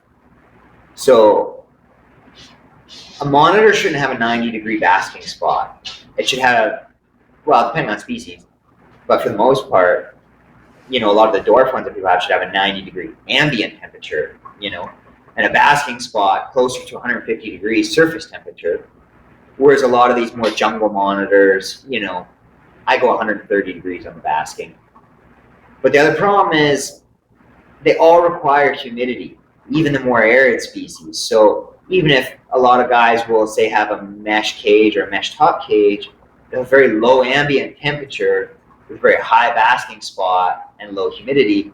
That's why you see so many monitors with huge burns on their backs as well, right? So it's kind of a combination of everything. But in regards to diet, yeah, they pack them full of rodents, and that's not very natural. A species like this will catch a rat or a different small marsupials or something, right? But for the most part, it's other reptiles, it's birds, it's grubs and roaches, and a varied diet, really. I hard boil a lot of eggs too and feed it to them. Yeah, I've seen those videos that you feed in. Was it? It's got to be your quince, right? With the glove, you're feeding it a hard boiled egg with the glove. That was a torch monitor. So a torch monitor, Brandis ovore, they also call them a sago monitor because they're found in sago swamps. They're I basically view them as a naturally melanistic quince monitor. So like a quince monitor, they're variable, right? Even between the 4 that I have here, they all look a little different. Heavier black, heavier yellow, reduced pattern, heavy pattern. These torch monitors, they hatch out. A quince monitor hatches out more brown and black, right?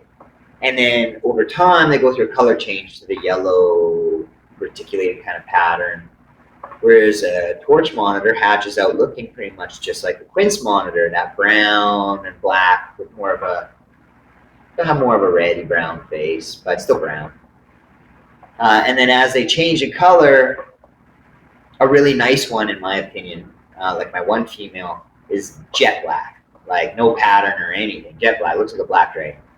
And then a white throat, like snow white. And then she's got a pinky red face. Whereas my other one looks like you took a quince monitor and spray painted it black. If you look through it, you can kind of see the yellow tip scale, especially around the neck. The top of the head, you can see like some of the yellow kind of quince looking scales, but then it's got a red face and it's a white throat pattern. It is a so fucking cool display animal, man.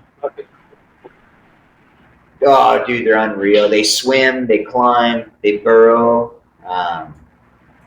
They're great, yeah. If a person wanted to get into monitors and has never had one before, what would you recommend?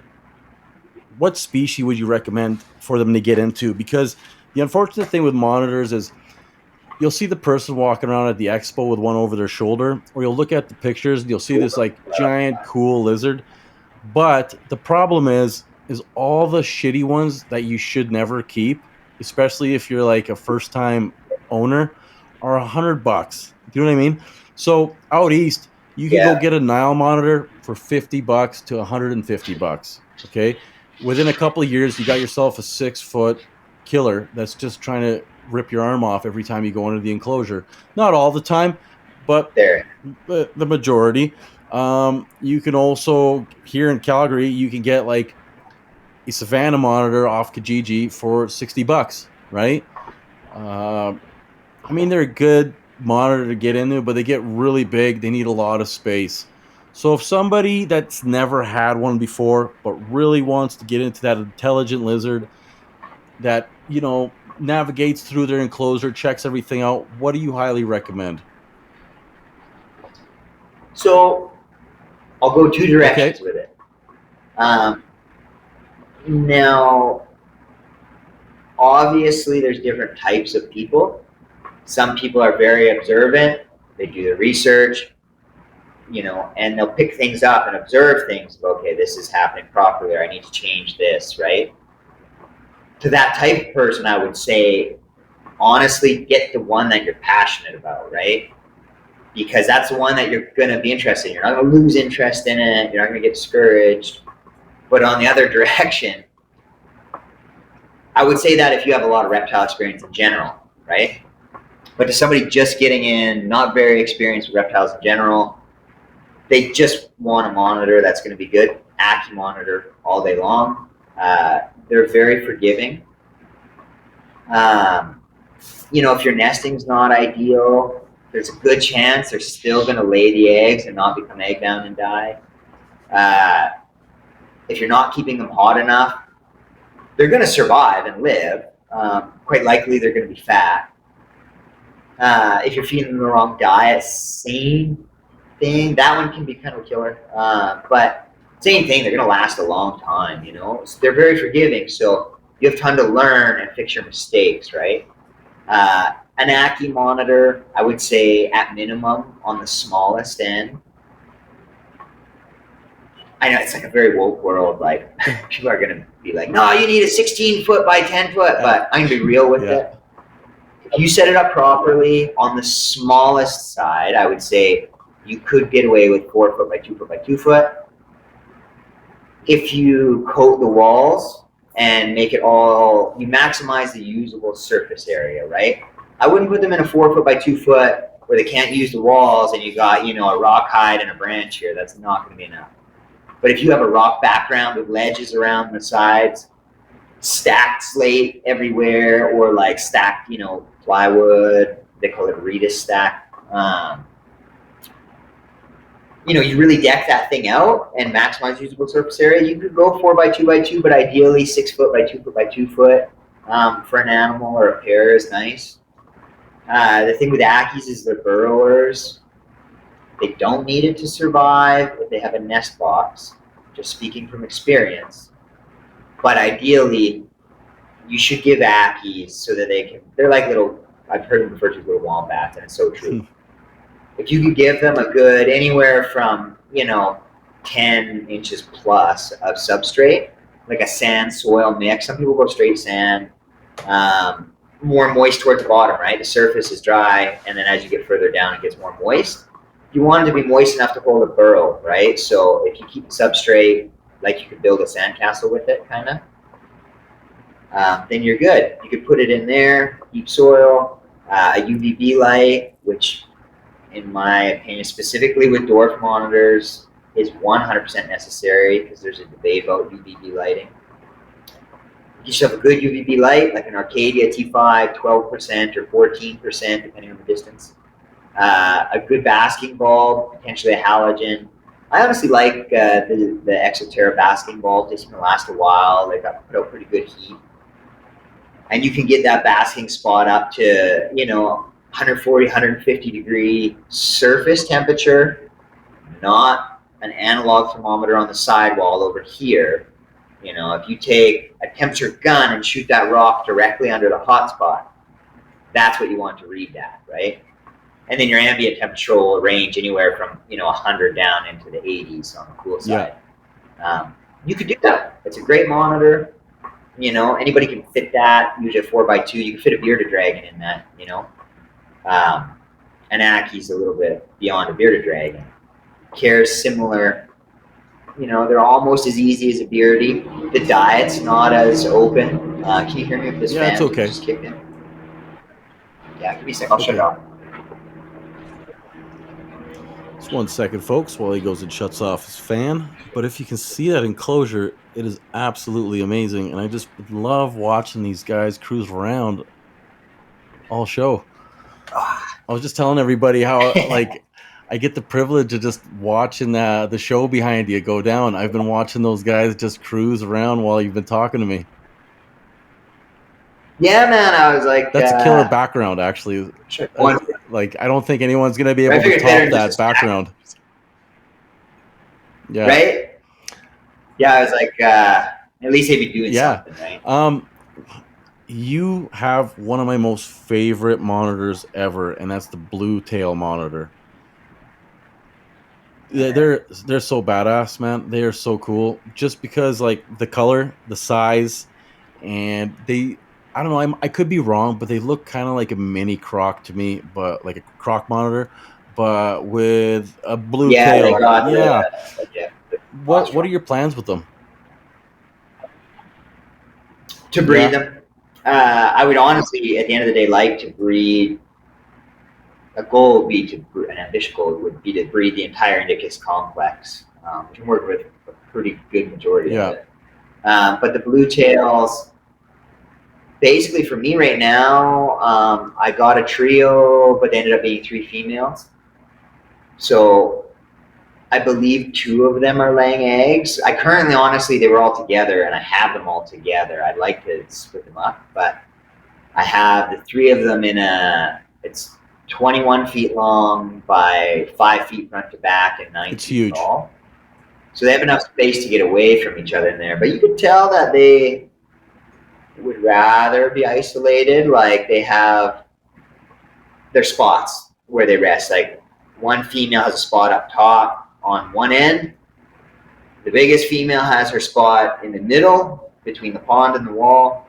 And then the other one up against the roof on the opposite end. That's where they all sleep. They have their spots away from each other. They only really bask together. So I can tell they don't really like each other much. But the goal would be to breed them. Everybody says they've never been bred in captivity. I was talking to Michael Cole, and there is a guy who apparently bred them.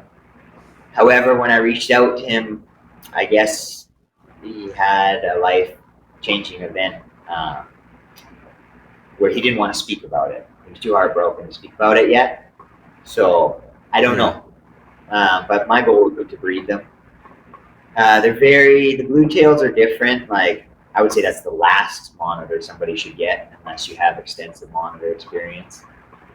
Extremely intelligent, extremely high strung. And they'll fuck They're you like, up. dude, they'll dig through a wall, man. They're nuts.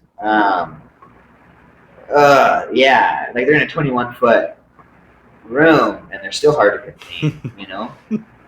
But the teeth on those things is out of this world. But yeah, the goal would be to breed them if I could find a female. Like anybody in Canada, if you have a male, I'll either buy it or give you some very hefty trade Hit my value. boy up, Cody, if you got one. I'm told there's some pastel blue tails coming wild. in, which is That's strange, cool. but they're big Yeah, bucks.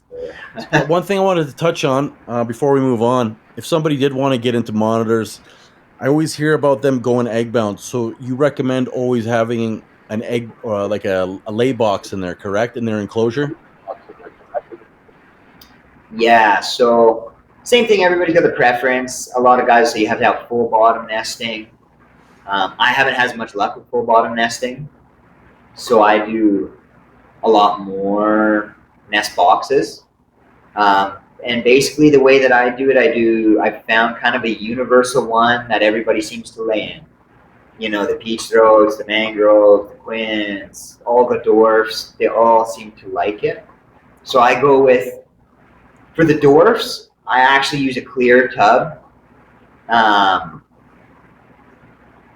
You know, for basically all the dwarfs, Kimberly, Zach, all them, I do a tub that's like, I think they're like 18 quarts or something, you know. And what I do is I'll either paint it or I'll wrap the whole thing with black Gorilla Tape so that I can still see through the bottom of it.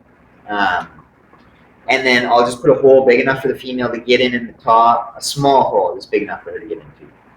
And then I'll either have, in the dwarf cages, basically I have the basking lights are mounted in the roof of each cage, right? And I'll have the nest box will be like just off to the side of the basking light, right? So the bottom of the cage is hot on this end. So it acts like a heat pad. And then I'll fill that with moist sand and soil mix. Probably 60, 70, 80% sand. The rest will be like a spag and peat.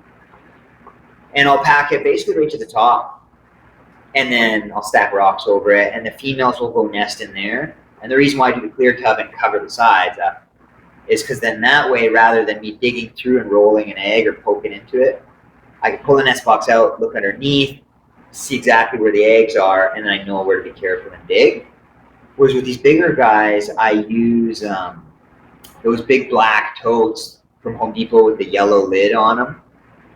And then I'll do I have some of them are stacked. Basically, there's a heat pad I have stuck to either the side or the bottom, and then it's stacked inside of another one just so the heat pad doesn't get wet and sprayed and stuff. And then on my new cage designs, what I've done is I've basically built a box inside of the cage and then cut an opening out in the front of the cage, and the tub slides in like a snake wrap. So from the inside of the cage, all the monitor can see is just a platform, like a wood box built into the cage. And then there's a false top on it with a slot that goes in, and then there's a hole that leads to the actual nest box, right? So the males are kind of too big to get in through there. And then from the outside of the cage, I can open the door and slide the tub out. And I have a heat pad mounted on the side of the tub, about an inch up from the bottom. And I don't put it on a thermostat. I run it full blast. It's like a 16-watt exoteric heat pad on there. And I find that'll give me the inch right below the heat pad, and the bottom of the tub will be about 85, 86 degrees. And all my females lay the eggs right in there. And the reason why I did that is because they're smart enough that I always feel like they watch me reach in and pull the nest box out, and they think, shit, that nest box isn't safe. Because they're very particular about it. You can see them watch you. So this way, when I'm on the outside of the cage pulling it out, nothing changes on the inside. They still just see the wood box in there, right? And that seems to be working very well with the Indicus complex specifically, because they're very, very secretive. It's pretty crafty, Cody. Yeah. The nesting, man, if you're going to get into it, 90% of people can't sex these things properly, right? I see so many males posted online, and I'm always like, that's a female. It's not, and it's got eggs. Like, get it in a nest box now. Because Indicus complex, they get egg bound easy, specifically quints, I've found. And is that specifically just because they're so intelligent, they don't want to drop the eggs just to, because they're so vulnerable? Is that why they become egg bound? Yeah, man. They'll hold out for a suitable nest site. And to the point where they'll just die. Yeah, they'll get over calcified, and they literally, you'll see them, they'll start to act strange, start losing mobility of their hind legs, and then, they get egg bound and pass away ultimately. So you want somewhere where they can deposit. If you get lucky, they'll dump it in the water if you have a big pool, and then eat it. But no, if you're going to get a monitor, no matter whether you're planning to get a male or not, that's not guaranteed. Make sure you have suitable nesting site. And then some other things I would mention getting into monitors that I wish would be pushed more. Just avoid a glass tank with a screen top. Go solid top with everything. Even if you have a glass tank with sliding doors or whatever and a screen top, mount a piece of plywood on that sucker on the top, because you need a high ambient temperature and you need high humidity. Even these arid species like the Kimberleys and all of them, it's hot and humid where they come from, and they go into burrows which are extremely humid, right? And so in order to endure the temperatures they go through, they need the relative humidity. You can't just have a bone dry thing with a scorching hot heat light. So solid cage, a nice heated nesting area, whether it's male or female, and then you're on a very good path. Killer. So I wanted to touch a bit on your shop, because it was nice to see you open up a business, something that you're passionate about, and I think you're doing pretty good, man. Like, I know you're an hour and a half away from me, but the buzz travels all the way through the city here, right? So you opened up this shop in November 2019, correct? The Reptile Shop? Yes, I think our first month being open was December, but yeah, November is when we came and set it up. How's the experience been? Has it been pretty positive? Yeah, I would say Red Deer was the right decision. I kind of always, my game plan was to open a store in Red Deer because I constantly was seeing posts of people in Red Deer. Can anyone from Calgary or Edmonton pick me this up or deliver this? Or, I noticed people in Red Deer had nothing. And we have Western Canada's largest reptile expo. And knowing from working at stores in the past, right? Whenever there's a reptile expo, whatever stores sell reptile stuff are slammed. So we kind of had like we were in the process of putting together like a 5-year plan to save some money and do a store here. And then unfortunately, an investigator from the city of Calgary, as you know, came to our house questioning me about our breeding operation. And I guess it was just legally too big for a house, which I'd never really heard that. So we were kind of just forced. It was like we had to get up out of our house. There was no real option other than to get rid of my collection, which wasn't an option. I'd never done it in the past. So we literally, man, it was like over the weekend almost. We looked online, found some place, and we came and looked at this place. I secured it before we even knew what we were going to do. Came back from the weekend, quit our jobs of like almost 9 years. And then we had we were paycheck at the time, to be 100% honest. Yeah. And we just literally took the money we could get our hands on, like with our last paychecks and whatever I sold and put together. Like, yeah, it was not the right way to open a store, but I feel like it was just meant. Yeah, it happened, man. It fell into place, and for our particular situation, yeah, it was just meant to be. So, if somebody out there listening to you wants to get into the same venture of opening up either a pet store or a specialty pet store, so like a reptile specialty store or a specialty aquarium store, what kind of advice could you give them now that you've gone through it? I would say two things. Save some money. Save a lot of money. Basically enough that if your business isn't going to do well, you're going to be able to live off that. And you're going to have to anyways, right? Because you don't want to be taking money from the business for the first while until it's really established, right? In our case, unfortunately, like it pays for everything for us, all of our expenses, right? But what I would say is don't jump in too early. I see so many people nowadays, like they're starting up a reptile business, but they're so focused on like talking the talk or the look, getting big and being known. Make sure you know your stuff. Make sure you have your experience on everything. And be ready, right? Because for us, if we fail, like I've been breeding my entire life. I didn't just throw all my cards out there and say, I'm going to be a breeder. And, like my breeding carries the store. When the store isn't very, we have slow months. June, for example, slowest month of the year every year. Everybody's out camping, doing whatever. So for me in that time, my breeding carries over, right? So you need to have some sort of backup or maybe like cage business on the side or something, right? Mm-hmm. And if you go into it and you don't know, like everybody knows so much these days, people are going to pick that apart right away and you're not going to last long. So make sure you're prepared. You know about everything. You have some experience. Don't just think that looks so easy and fun and great. It's going to work for me. Save money, know your stuff, have experience, have a plan B, have savings. That would be the biggest thing. And know your spot, right? Like if I'd opened up in Calgary, it would have been way more difficult because at the time you had J&J's, you have Got Reptiles, you have Pisces, you have an Okotoks, you have Schoolhouse Pets, and you have 5 times the amount of Petlands and PetSmarts, whereas I'm only dealing with 1 of each, right? So have a good plan in place, and be better than me, like, have an actual business plan completely figured out, think about it for a couple of years. Don't just dive into it, right? Unless you're doing it for life and breeding is already paying for you, right? Then it's a little bit easier to justify. Now, you got any future plans you want to be able to share with us?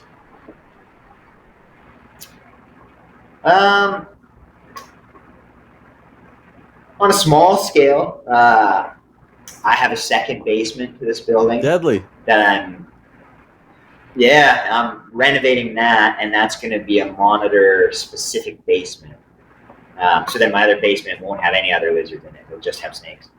And then that'll open up another room where I could fit another 32 4x2s for smaller breeding lizards. But on the bigger scale, our end goal for this would be, I want to have a zoo, like a done right reptile specific zoo.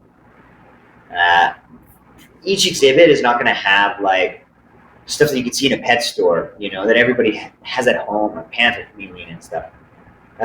It's going to be rare stuff, endangered stuff, breeding in the exhibits. And then rather than have a souvenir store, there'll be a reptile store connected, right? And same thing done right with all the, universal rock or whatever it's done right. Well, that's kind of my main goal, like a reptarian type thing. Yeah, I was going to say that. But not more of a hands-off zoo. Nobody's going to be allowed to. There'll be a section where you can, but all the main big exhibits would just be established animals, breeding, doing some sort of conservation. That's awesome. And then showing people stuff that, like, because when you go to a zoo and see a popwin python or a Dominican red mountain boa or something really obscure, a Timor python, like, you don't see that. Well, your reptile collection, I think, is cooler than any fucking Canadian zoo I've ever been to. No, legit. And you know what? I got to have you back on sometime in the future because, man, we could probably go on for hours, but you got to talk about all your rare stuff the next time I bring you on. Yeah, more like species specific. Yeah. Like, I know you got the Chinese crocodile lizards, right?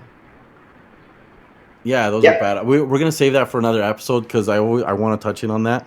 But we're coming to the end. There's one thing I wanted to talk to you about. I know we've talked about it in person, but I just want our listeners to hear your opinion. We got there's danger over the horizon, right? And we have this new bill that's going through legislative process. You know the one, the Jane Goodall bill. Yeah. I want you to tell us your thoughts about it, and I want you to tell us what are the implications that will be for people like you and me, and what should we do about it? So from my understanding of it, I'm just a reptile breeder. Like, I'm not a very politically knowledgeable Me neither. guy. But it affects us. From my understanding, the main goal of it is to push to get rid of small zoos, right? And just do all the big, like, whatever, AZA and the AZA accredited zoos, like Calgary Zoo, San Diego Zoo, you know what I mean? And they're trying to get rid of all of these smaller zoos. However, on the side of it, they are looking to ban a lot of species with private keepers. There was a lot of boa species on there. All the typical locality boas and stuff. I think there was Dominican red mountain boas. Which is so stupid. I thought I seen that. Like, what's a Dominican mountain boa? How big is a Dominican mountain boa? Dude, it's like a 6-foot snake. Yeah, man. and like, harmless. So rare. Barely anybody out here has them. Like, and to the people that don't really keep snakes or know much about reptiles, when you say 6 feet, like, I know in your head 6 feet sounds big, but a 6-foot snake, it can fit in your palm, right? Dude, and they're just going through a list. Oh, this one, this one, this one, this one. They don't know. They don't. No, they don't. That's correct. So what do you think we should do about it? Basically, I guess wherever you are, like in Canada, support can hurt. If you have any local reptile societies, you can talk to them too. You can write in to your local, city council or whatever it is, your local municipality. But just write in and don't be that belligerent, underground reptile. Hey, screw you, man. Like, I have huge snakes, and be respectful. Look, I feel like these things bring this to our everyday lives. They they help us learn. My children learn from this. These animals aren't harmless if you've ever interacted with one, blah, blah, blah, right? And even like I know Brandon, like from the president of Terrace. Brandon Millichamp is a good dude. I think he said that they were going to have some pre-written stuff that you can basically, they'll email you, you'll sign, send it in, and you're good to go. I was talking to him the other day, and we're going to talk further about it. But yeah, he said he was talking to them, and it looks like maybe they were considering some of the boas and stuff.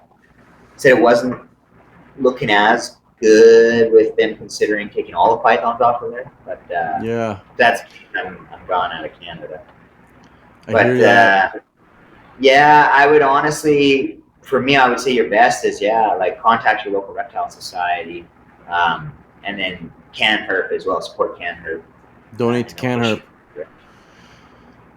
You know, I got to send a shout out to Brandon Millichamp and Kiana. They actually helped me get this fired up, man. They gave me some good tips. They gave me some. They've been like there alongside me, right? They're really good people. I really enjoyed meeting them. I just met them at the last expo, and I clicked with the both of them. Yeah. Well, Cody, man, I appreciate your time, but before I let you go, we got a little bit of we got a segment in the show where we call it the rinse out, and it's 10 quick questions. You can take all the time or as little as you want. It's just to get to better know you. Yeah. So you ready? Ready. Okay. Favorite band? Currently, probably Snack Driver. Oh, he's good, man. He's fun to listen to. That new song in the Sticks? Yeah. Yeah. Okay. Favorite movie? Why Him? Why Him? Which one's that? You seen that? No. Oh my God, man. Is it old? Funniest movie in history. Okay.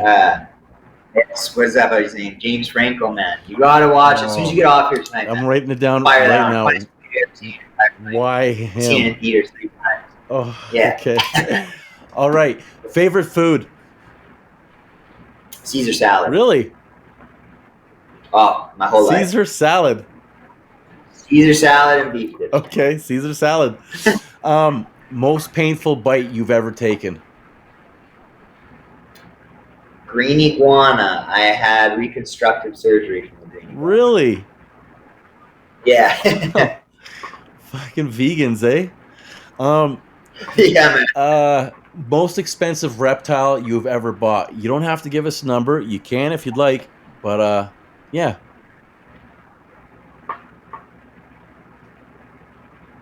Xanthic black-headed python. Yeah. $5,000. Yeah. Okay. Most favorite thing about the hobby? Animals. Least favorite. Specifically the animals. Yeah, absolutely. All the species. Absolutely. Least favorite thing about the hobby? Messages. Yeah.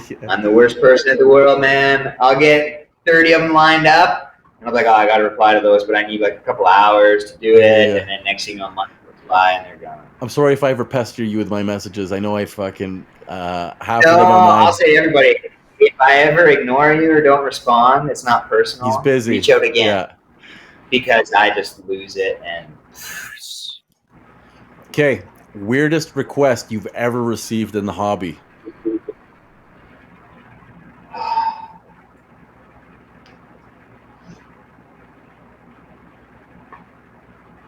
That's a tough one.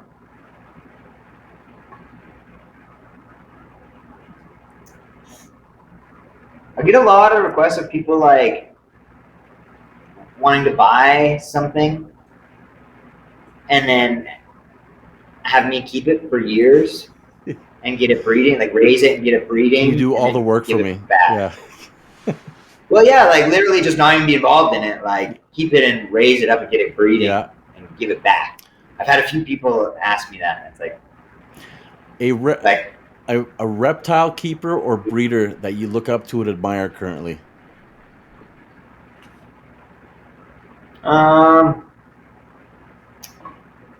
Two different reasons. I would say Ty Park because I just like the way that he houses his animals and like almost all of his money goes to conservation.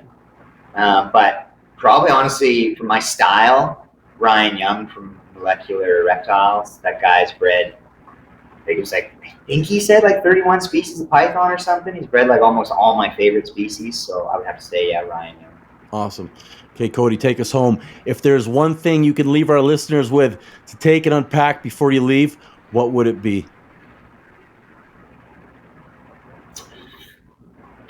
Don't follow trends. Don't sell your adult pairs to get a different adult pair, or don't base what you're working with on whatever's popular. It goes in waves. If it's popular this year, it might not be next year. If you're passionate about it, you're going to be successful with it eventually. It's not going to be work. And keep it forever, because, like I said, if it's not selling this year, if you're passionate about it, who knows? Next year it might be the biggest thing and it might quadruple in price or whatever. So don't get rid of stuff because of fads. Work with what you truly are passionate about. Absolutely. Like the BCCs. I remember a few, like, I don't know, 6 years ago, you fucking get them for like $200, $300. Now they're like 700 to 1,000. And that's just for the regular stuff, man. I don't even want to say what I paid for my Peruvian. There. Cody, how do we get a hold of you if we want to message you and annoy you?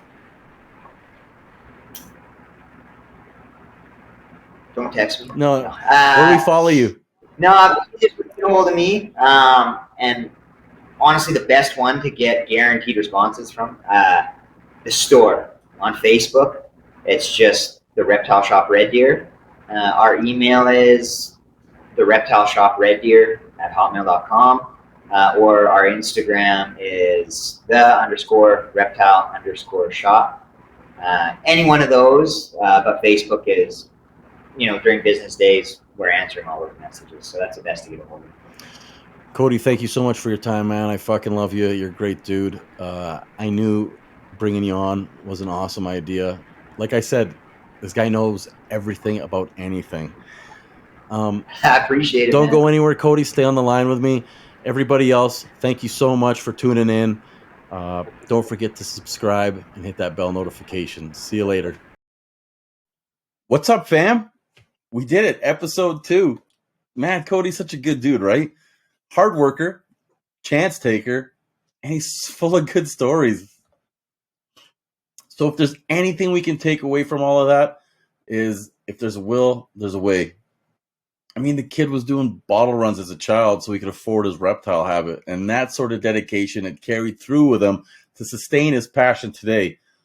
Like, the guy took the biggest chance of his life. He sacrificed so much, took a gamble, put it all on red, hit jackpot, and started up his shop.